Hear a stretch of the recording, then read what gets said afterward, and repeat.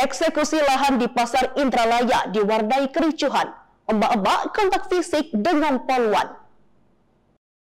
Pelaksanaan sita objek eksekusi oleh Pengadilan Negeri Kayu Agung di Pasar Indralaya Ogan Ilir berlangsung ricuh.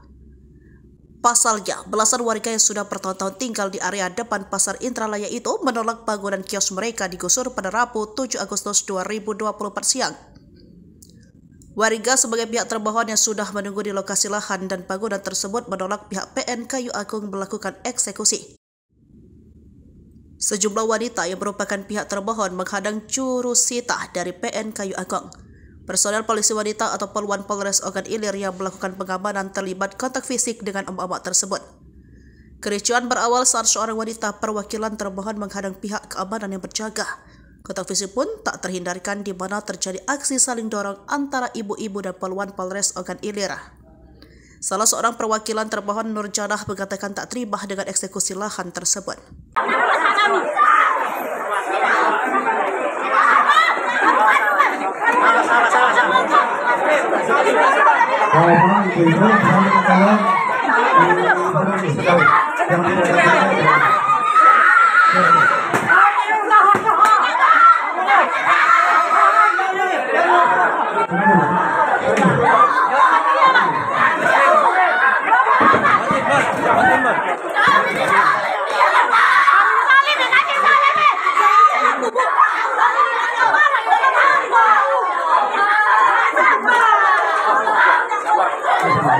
Hari ini kita alhamdulillah sudah melaksanakan kegiatan eksekusi dengan berjalan aman dan tertib.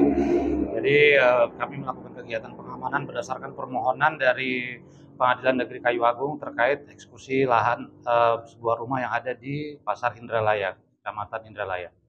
Ini sempat ditunda, Pak. Kenapa ini?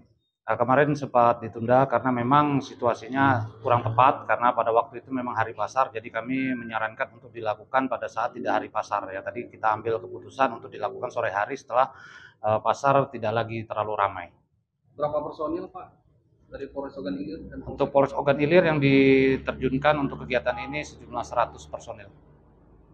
Situasi terakhir bagaimana, Pak? Alhamdulillah untuk sampai sore ini situasi sudah aman. Memang tadi sempat ada penolakan dari termohon, tapi alhamdulillah. Download Tribun X sekarang, menghadirkan lokal menjadi Indonesia.